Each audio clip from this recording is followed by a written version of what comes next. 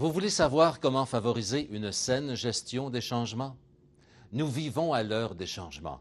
Les technologies de communication en particulier et les nouvelles technologies de production et de bureautique viennent bouleverser à la vitesse grand V notre organisation du travail, nos habitudes de vie et notre façon d'entrer en relation avec les autres.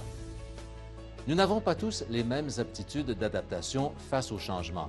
Certains s'adaptent rapidement, d'autres moins, et d'autres encore ont de la difficulté à garder le rythme dans un monde où tout accélère et où le traitement des informations est de plus en plus rapide. On sait aussi aujourd'hui que la conduite du changement affecte la santé des employés et donc que le changement peut être un facteur de risque sur lequel il faut absolument intervenir. Les conséquences de changements mal gérés sont nombreuses. L'insécurité, l'ambiguïté des rôles, la perte de repères, la dégradation des relations humaines, le départ à la retraite anticipée, l'absentéisme et la détresse psychologique. C'est pourquoi, lorsqu'un changement est annoncé dans le milieu de travail, vous devez vous préparer à agir avec doigté. Il faut prendre le temps de réfléchir et poser les gestes adéquats. Ne vous oubliez pas dans ce parcours. Vous devrez gérer votre propre adaptation afin de vous rallier vous-même au changement. Rappelez-vous aussi que l'écoute et l'information constituent de précieux outils dans la conduite du changement. Ce que vous devez savoir, c'est que ce qui est à remettre en question n'est pas nécessairement le contenu du changement, quoi changer, mais le processus de conduite du changement, comment changer, et c'est là que chacun des gestionnaires a un rôle important à jouer.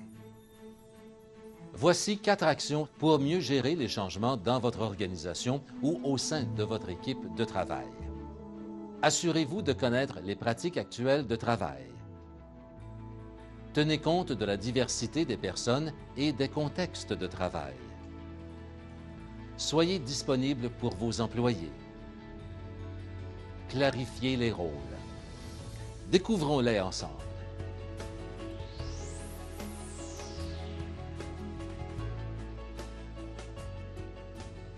Lorsqu'on démarre un projet de changement, il est essentiel de connaître ce que l'on va changer et non seulement le but que l'on veut atteindre.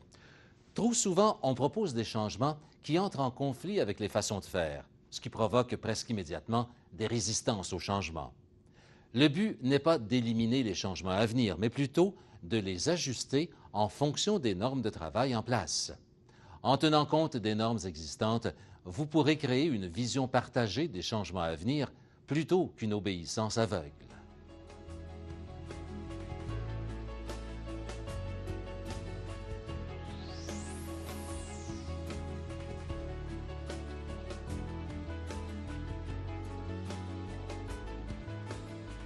Tout le monde ne travaille pas de la même manière et les contextes de travail ne sont pas tous les mêmes. Cela signifie que les personnes et les équipes ne réagiront pas de manière similaire au changement. Il vous faut en être conscient et ajuster votre processus de conduite du changement. N'en restez pas qu'à la version officielle de l'impact du changement. Ouvrez vos yeux et vos oreilles aux différentes perceptions des employés.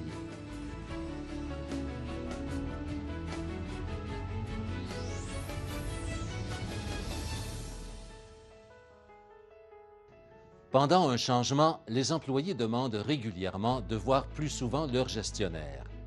Il vous faut pratiquer un management où vous êtes là pour vos employés et vos collègues.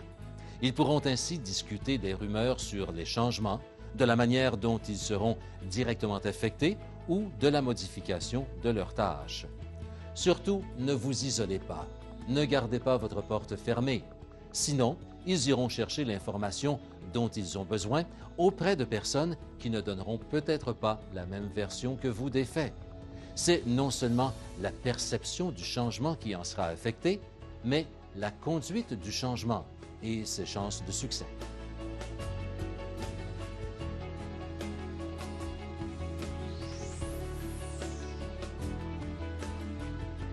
En fait, c'est bien simple. Vous avez 2 options. Laisser aller les rumeurs sur les rôles de chacun après les changements, ou bien clarifier vous-même ces rôles. Un changement organisationnel change le travail de vos employés au sein de votre équipe de travail. Il est donc normal qu'ils s'en préoccupent. C'est votre responsabilité d'être le plus clair possible sans faire de promesses ou dire des choses que vous ne savez pas encore. Si vous désirez imprimer les informations que je viens de vous communiquer, vous trouverez dans le coin de cette page une fiche aide-mémoire présentant les principes généraux que je viens de vous présenter. N'oubliez pas, la seule chose qui ne change pas, c'est le changement. Alors, adoptez les conseils que je viens de vous donner. Ils vous aideront à changer votre façon de faire et à adapter vous aussi votre modèle de gestion aux nouvelles réalités d'aujourd'hui.